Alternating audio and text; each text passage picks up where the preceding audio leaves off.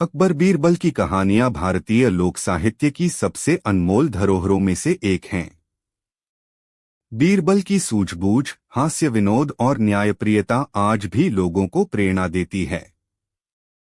यह कहानी उन कठिन परिस्थितियों में से एक की है जहां बीरबल को एक ऐसी समस्या सुलझानी पड़ती है जिसमें एक निर्दोष पर गुनाह का इल्जाम है और पूरा दरबार भ्रमित है कि आखिर सच्चाई क्या है। प्रस्तावना: जब एक वजीर पर लगा विश्वासघात का आरोप। एक सुबह का समय था। सम्राट अकबर अपने विशाल बाग में भ्रमण कर रहे थे। उनके साथ उनके विश्वसनीय दरबारी भी थे।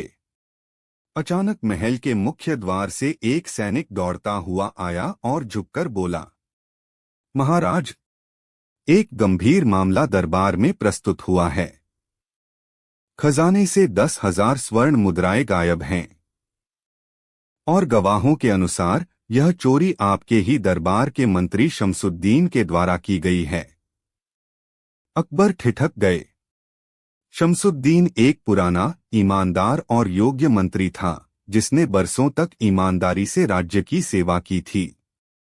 क्या? अकबर ने विस्मित स्वर में पूछा। क्या कोई प्रमाण है? जी महाराज, सैनिक बोला। खजाने के द्वार पर मौजूद गुप्त रक्षक ने बताया कि रात्रि के तीसरे पहर एक छाया सदृश आकृति भीतर गई और जब उस पर संदेह हुआ तो वह व्यक्ति भाग निकला। वह मंत्री शमसुद्दीन की तरह दिखाई दे रहा था और उसी समय खजाने की थैली भी गायब हुई। अकबर को झटका लगा। शमसुद्दीन को बुलवाओ, उन्होंने आदेश दिया। कुछ ही समय में शमसुद्दीन दरबार में उपस्थित हुआ। वह अत्यंत व्यथित और दुखी दिखाई दे रहा था। महाराज, उसने कहा, मैंने ऐसा कोई अपराध नहीं किया। मुझे फंसाया जा रहा है। बादशाह ने तुरंत ही बीरबल की ओर देखा। बिना कुछ कहे उनकी आंखें बोल रही थीं, इसकी सच्चाई खोजो बीरबल। बीरबल ने सिर झुकाकर आदेश स्वीकार किया। पहला कदम: बीरबल की गुप्त पड़ताल। बीरबल ने चुपचाप मामले की तह में जाना शुरू किया। उसने खजाने के रक्षक से बात की। रक्षक ने बताया कि व्यक्ति ने मुंह ढका था, लेकिन शरीर की बनावट और चाल से उसे शमसुद्दीन ही लगा। बीरबल ने खजाने के आसपास की भूमि की जांच की। वहां कुछ गीले पैरों के निशान मिले जो बगीचे के पीछे के मार्ग तक जाते थे। बीरबल ने सोचा, यदि यह चोरी सच में मंत्री ने की होती तो वह गार्ड से नजरें चुराकर उस रास्ते से नहीं जाता। वह तो महल के भीतर से आ जा सकता था। यह तो कोई चालाक योजना लग रही है। बीरबल ने एक और काम किया। खजाने की गुमशुदा थैली जैसी एक और थैली बनवाई, बिल्कुल वैसी ही। और फिर दरबार में एक चौंकाने वाला निर्णय घोषित किया। बीरबल की घोषणा, सत्य परीक्षा की शुरुआत। बीरबल ने दरबार में सबके सामने कहा, चोरी की थैली का स्वरूप हमें ज्ञात है। आज दरबार में उपस्थित सभी मंत्रियों और दरबारियों को एक एक कर उस जैसी थैली दी जाएगी। इस थैली को वे अपने घर ले जाएंगे और कल सुबह दरबार में लेकर लौटेंगे। जिस किसी के पास सच्ची चोरी की गंध होगी वह कल इस कृत्रिम थैली के साथ असहज महसूस करेगा। कुछ दरबारियों ने यह बात मजाक में ली, पर कईयों के चेहरों पर घबराहट थी। बीरबल जानता था, डर ही असली पहचान की कुंजी है। दूसरा दिन, जब सच्चाई ने दरवाजा खटखटाया। सुबह जब सभी दरबारी कृत्रिम थैली लेकर दरबार में आए तो बीरबल ने उन थैलियों की जांच शुरू की। वह हर व्यक्ति की थैली को देखता, सूंघता और उसे वापस कर देता। पर जैसे ही वह राजलेखपाल गुलाम अली की थैली तक पहुंचा, वह रुक गया। उसने गंभीरता से थैली सूंघी और कहा, गुलाम अली साहब, यह थैली आप अपने घर से लाई हैं ना? गुलाम अली सकपका गया। जी हाँ बीरबल जी, मगर इसमें मसाले की गंध क्यों है? मसाले? वह घबराया। शायद मेरी रसोई के पास रख दी होगी। बीरबल मुस्कुराया। आपकी रसोई में कौन सा मसाला रखा था? मैंने नहीं देखा। शायद लौंग। बीरबल ने थैली सूंघी और मुस्कुराकर कहा, नहीं, ये लौंग नहीं। यह तो छिपाने की बू है। यानी कि यह वही थैली है जो चुराई गई थी और आप उसे एक साधारण थैली बताकर लौटाने आए हैं। अब गुलाम अली कांपने लगा। उसकी हथेली में पसीना आने लगा। आप पर एक बार पहले भी शमसुद्दीन की नीति से असंतोष की बात सामने आई थी, बीरबल ने कहा। गुलाम अली अब खुलकर बोल पड़ा, हाँ, मैंने ही चुराया था। पर मैं अकेला नहीं था। मुझे हर बार नीचा दिखाया गया और मैंने बदला लेने की ठान ली। मैं शमसुद्दीन पर दोष मढ़ना चाहता था। पूरे दरबार में सन्नाटा छा गया। सच्चाई की जीत और दुष्ट का पतन। गुलाम अली को तुरंत गिरफ्तार कर लिया गया। अकबर का चेहरा कठोर था। तुमने न केवल चोरी की बल्कि एक निर्दोष पर झूठा इल्जाम लगाकर राज्य के न्याय पर धब्बा लगाने की कोशिश की। शमसुद्दीन की ओर देख अकबर बोले, मंत्री, मुझसे भूल हुई कि मैंने क्षण भर को भी तुम पर शक किया। पर सौभाग्य है कि मेरे पास बीरबल जैसा मंत्री है जो आंखों नहीं, बुद्धि से देखता है। बीरबल ने मुस्कुराकर सिर झुकाया। आखिरी मोड़, बीरबल की सच्ची जीत। संध्या के समय बीरबल महल के बगीचे में टहल रहे थे। तभी सम्राट स्वयं वहां आए। बीरबल, अकबर बोले, मैंने तुमसे बहुत बार न्याय मांगा है, पर हर बार तुमने न केवल सच्चाई को उजागर किया बल्कि लोगों का भरोसा भी बचाया है। अगर मैं अपने सिंहासन पर गर्व करता हूं तो उसके पीछे तुम्हारी सूझबूझ है। बीरबल ने उत्तर दिया, महाराज, एक सच्चा मंत्री वही होता है जो अपने सम्राट की आंखें और कान बन सके। न्याय के लिए केवल तलवार नहीं, बुद्धि और सत्य का साहस भी चाहिए। अकबर हंस पड़े। और तुम्हारे पास दोनों हैं। सीख। सच्चाई को दबाने के लिए चाहे कितनी भी साजिश की जाए, वह किसी न किसी रूप में उजागर हो ही जाती है। बुद्धिमान वही होता है जो प्रमाणों को सूंघ कर भी सत्य निकाल सके। किसी निर्दोष पर संदेह करना न्याय का अपमान है। न्याय में धैर्य और विवेक दोनों जरूरी हैं। बीरबल की तरह बुद्धि से न्याय करना ही सच्चे नेतृत्व का। अकबर और बीरबल की कहानियां भारतीय इतिहास की वो अमूल्य धरोहर हैं जिनमें चतुराई, न्याय, हास्य और नैतिकता का अद्भुत समावेश देखने को मिलता है। बीरबल की बुद्धिमत्ता केवल समस्याओं को सुलझाने तक सीमित नहीं थी, बल्कि वो समाज को आईना भी दिखाते थे।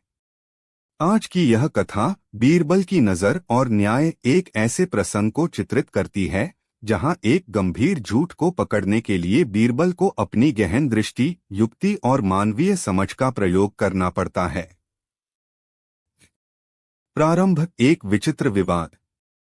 एक दिन सम्राट अकबर अपने दरबार में राजकाज निपटा रहे थे।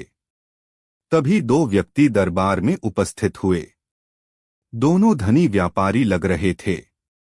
उन्होंने सम्राट को प्रणाम किया और बोले, महाराज, हमारा आपसी विवाद अब इतना बढ़ चुका है कि इसका न्याय केवल आप ही कर सकते हैं। अकबर ने गंभीरता से कहा, अपनी बात कहो। सच्चाई के साथ न्याय होगा। पहला व्यापारी, नाम था कन्हैयालाल, बोला, महाराज, मैंने अपने मित्र गणेश दास को 500 मोहरें उधार दी थीं। अब वह कह रहा है कि उसने मुझे चुका दिया, जबकि मैं जानता हूं कि उसने भुगतान नहीं किया। दूसरे व्यापारी गणेश दास ने तुरंत कहा, महाराज, यह सरासर झूठ है। मैंने पूरा कर्ज चुका दिया है। मैंने उसे मोहरें उसी के घर के सामने दी थीं, गिनवाकर। अब दोनों एक दूसरे पर आरोप लगाने लगे। दरबार में हलचल मच गई।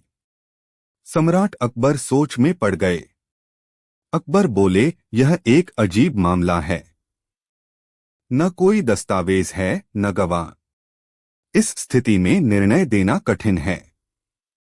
बीरबल, क्या तुम इस समस्या को सुलझा सकते हो? बीरबल ने मुस्कुराकर सिर हिलाया, महाराज, सत्य कहीं न कहीं छिपा हुआ है।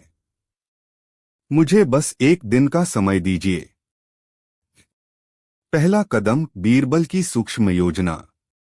बीरबल ने दोनों व्यापारियों को दरबार के बाहर रुकवाया और उनसे एक साधारण प्रश्न पूछा।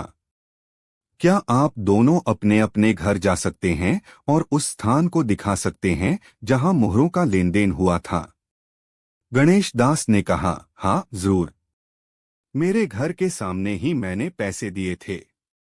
बीरबल ने एक सेवक को साथ भेजा और कहा, जाइए और वह स्थान देखकर आइए। ध्यान दीजिए कि वहां कोई विशेष निशान, गड्ढा या पेड़ पौधा है या नहीं। कुछ ही देर में सेवक लौट आया और बताया कि वहां एक पीपल का वृक्ष है और पास ही एक नीम का पेड़ है। जमीन समतल है, कोई विशेष चिन्ह नहीं है। बीरबल ने सिर हिलाया। अब उन्होंने कन्हैयालाल से पूछा, क्या आप उस दिन घर पर थे जब पैसे मिले? मैं तो घर पर ही था, महाराज, उसने कहा, पर उस दिन गणेश दास ने मुझसे मिलना तो दूर, मेरा दरवाजा तक नहीं खटखटाया। बीरबल अब सोच में डूब गए। उन्होंने दोनों को जाने की अनुमति दे दी और कहा, कल दोनों व्यक्ति फिर से दरबार में उपस्थित हों। सत्य की परीक्षा होगी। दूसरा दिन, परीक्षा का मंच। अगले दिन दरबार में दोनों व्यापारी फिर से उपस्थित हुए। बीरबल ने पहले दोनों से एक एक करके सवाल पूछना शुरू किया। गणेश दास, जब तुमने कन्हैयालाल को पैसे लौटाए, उस समय दिन का कौन सा पहर था? दोपहर का, उसने कहा। कितने लोग तुम्हारे साथ थे? मैं अकेला था। कितनी देर रुके? बस 5 मिनट। कन्हैयालाल ने क्या पहना था? गणेश दास हड़बड़ा गया। ओ, मुझे ठीक से याद नहीं, शायद सफेद धोती और कुर्ता। बीरबल मुस्कराया। फिर उन्होंने कन्हैयालाल से पूछा, तुम्हारे अनुसार उस दिन गणेश दास घर के पास आया ही नहीं। फिर तुमने क्या पहना था? मुझे याद है, मैंने नीला अंगरखा पहना था। मेरी बेटी की सगाई उसी दिन तय हुई थी। बीरबल ने फिर पूछा, तो क्या उस दिन घर पर और कोई था? हाँ, मेरी पत्नी और 2 मित्र।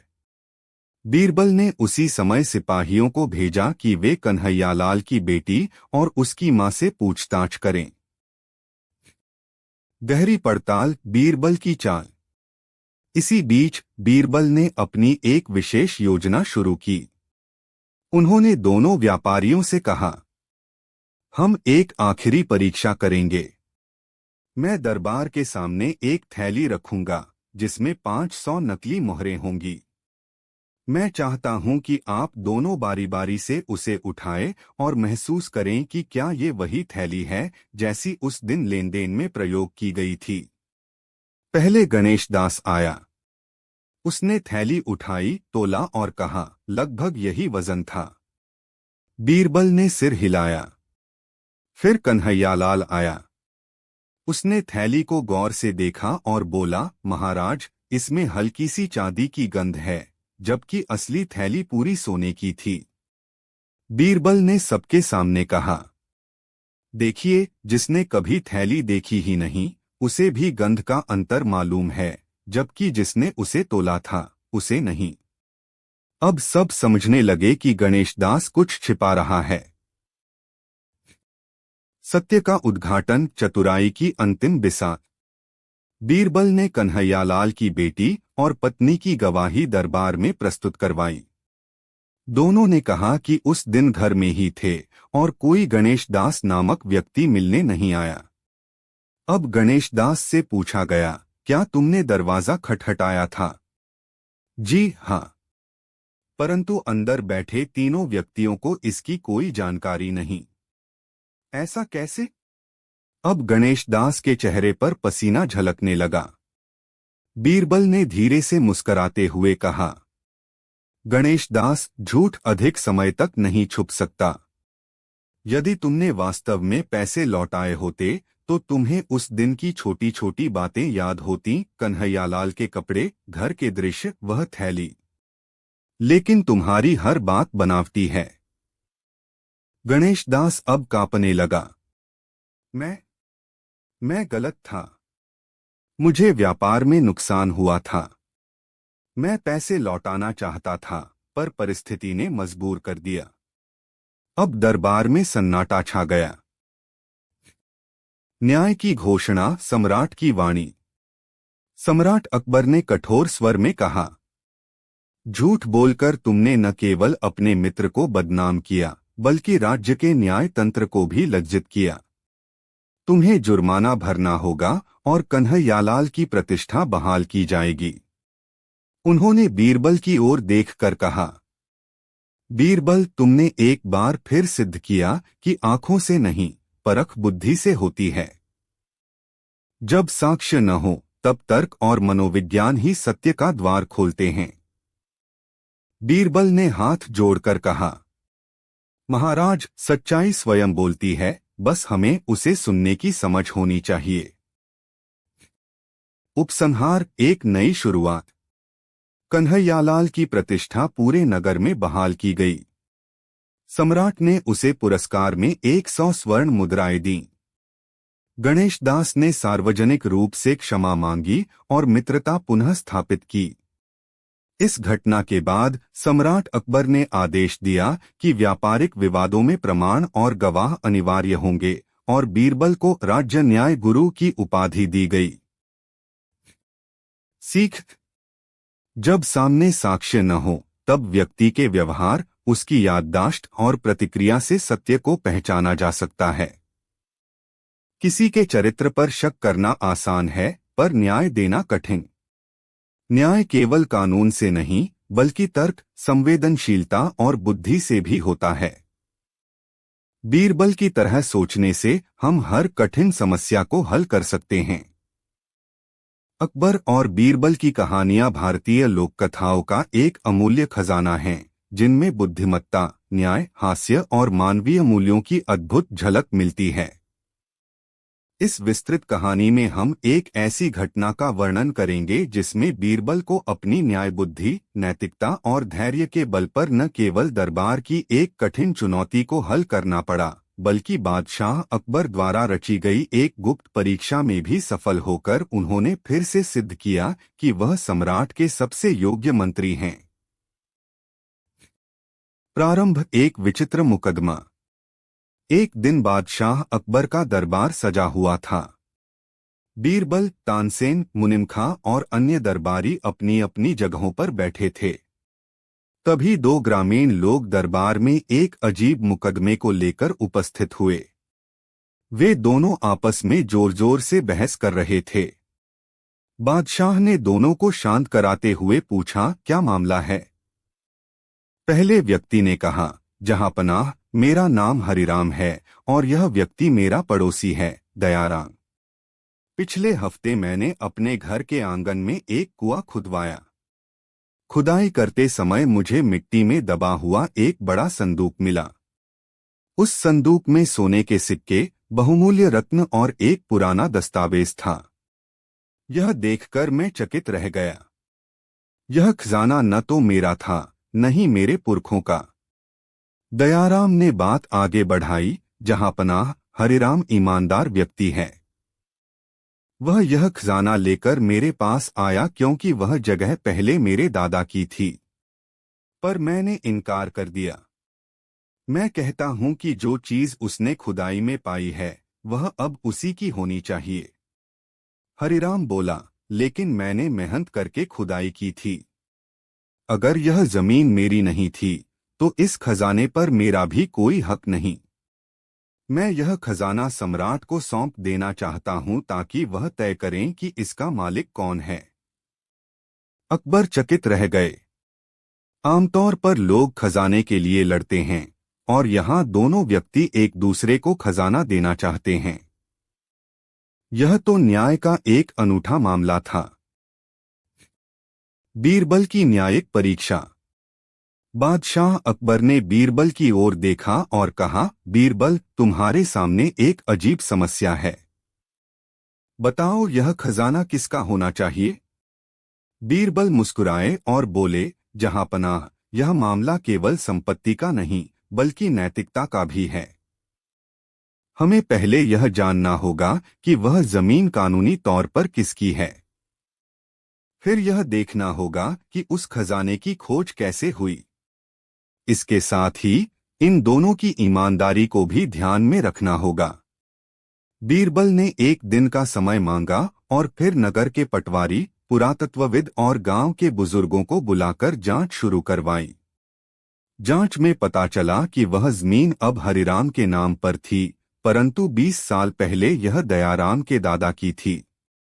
दस्तावेज के अनुसार खजाना लगभग 100 साल पुराना था और वह उस जमीन के पूर्व मालिक ने छुपाया था। बीरबल ने निर्णय सुनाया, यह खजाना आधा आधा दोनों का होगा। क्योंकि जमीन अब हरिराम की है और खुदाई उसी ने करवाई है, लेकिन खजाना उस समय के मालिक द्वारा छुपाया गया था, जिससे इसका ऐतिहासिक संबंध दयाराम से भी जुड़ता है। शेष रत्न और दस्तावेज सम्राट अकबर को सौंपे जाएंगे ताकि वे राष्ट्रहित में उसका उपयोग करें। दरबार में तालियां गूंज उठीं। बीरबल के इस निष्पक्ष निर्णय से हर कोई प्रसन्न था। बादशाह की रहस्यमयी योजना। लेकिन इस फैसले के कुछ ही दिन बाद सम्राट अकबर ने बीरबल को अपने बगीचे में बुलाया और कहा, बीरबल, मुझे एक शंका है। क्या तुम्हारा निर्णय इसलिए था क्योंकि दोनों व्यक्ति ईमानदार थे? अगर उनमें से कोई लालची होता तो क्या तुम पहचान पाते? बीरबल ने विनम्रता से कहा, जहांपनाह, सच्चाई और झूठ की पहचान करना आसान नहीं होता, पर संकेतों से बहुत कुछ समझा जा सकता है। बादशाह ने कहा, तो क्या तुम अगली बार किसी को परखे बिना भी उसकी सच्चाई जान सकते हो? बीरबल मुस्कराए, मैं प्रयास करूंगा। यह सुनकर अकबर ने मन में एक योजना बनाई, एक नकली मुकदमा, एक गुप्त जांच और बीरबल की परीक्षा। छल और सत्य की टक्कर। अगले सप्ताह दरबार में एक महिला आई, राजसी वस्त्र पहने, चेहरे पर गहनों की चमक और साथ में एक युवक। महिला ने कहा, जहांपनाह, मैं बेगम नूरजहां की सहेली हूं। इस युवक ने मेरा बहुमूल्य हार चुरा लिया है। यह हार मेरे पिता की अंतिम निशानी थी। मैं चाहती हूं कि इसे कड़ी सजा मिले। युवक कांपते हुए बोला, जहांपनाह, मैंने कोई चोरी नहीं की। यह हार मुझे रास्ते में पड़ा मिला था और मैं इसे लौटाने जा रहा था। बादशाह ने बीरबल की ओर देखा, बिना बताए कि यह एक योजना है। बीरबल ने दोनों को ध्यान से देखा। युवक के चेहरे पर भय था, लेकिन आंखों में अपराध बोध नहीं। महिला अधिक उत्तेजित थी, परंतु बार बार अपनी उंगलियां चटकाने और बात बदलने का प्रयास कर रही थी। बीरबल ने युवक से पूछा, जब तुम्हें हार मिला तो तुम किसके पास जा रहे थे? युवक ने जवाब दिया, मैं इसे कोतवाल के पास ले जा रहा था, लेकिन तभी इन्हें मिल गईं और इन्होंने शोर मचा दिया। बीरबल ने आदेश दिया, इस हार को दरबार के कुत्ते के सामने फेंको। सब अचरज में पड़ गए। हार को जमीन पर डाला गया। तभी बीरबल ने उस महिला को देखा, वह घबरा गई और एक कदम पीछे हट गई। बीरबल ने मुस्कुराते हुए कहा, जहांपनाह, यह हार नकली है। दरबार सन्न रह गया। और यह महिला कोई अमीर रानी नहीं, बल्कि एक अभिनेत्री है जिसे किसी ने सिखाया है। बीरबल ने तुरंत सैनिकों को इशारा किया और कुछ ही देर में वह महिला रोने लगी, माफ करें हुजूर, मुझे सिर्फ अभिनय के लिए कहा गया था, किसी को परखने के लिए। मुझे पैसे दिए गए थे। बीरबल ने मुस्कुराकर बादशाह की ओर देखा, यह आपकी परीक्षा थी, है ना जहांपनाह? अकबर मुस्कुराए और खड़े होकर बोले, बीरबल, तुम हर बार मेरी उम्मीदों से अधिक बुद्धिमान निकलते हो। तुम्हारी सूझबूझ, तुम्हारा न्यायबोध और तुम्हारी परख की शक्ति बेमिसाल है। इसीलिए तुम मेरे सबसे विश्वासपात्र हो। समापन। बीरबल की सीख। बीरबल ने झुककर कहा, जहां सच्चाई और झूठ एक साथ खड़े हों, वहां न्याय को आंख बंद नहीं रखनी चाहिए। न्याय की आंखें खुली रहें तो बादशाहत भी अमर रहती है। अकबर ने बीरबल को एक विशेष सम्मान, राजधर्म चूड़ामणि की उपाधि दी और 500 स्वर्ण मुद्राएं इनाम स्वरूप भेंट की। दरबार में एक बार फिर बीरबल के लिए जयकारे गूंज उठे। उसके बाद वर्षों तक लोग इस कहानी को सुनाते रहे कि कैसे बीरबल ने न्याय, बुद्धि और परीक्षा तीनों क्षेत्रों में अद्वितीय सफलता पाई। समाप्त। यदि आप इसी शैली में कोई और कहानी किसी विशेष मुद्दे जैसे चतुराई, ईमानदारी, हाजिर जवाबी या कोई ऐतिहासिक पात्र पर चाहते हैं तो कृपया बताएं।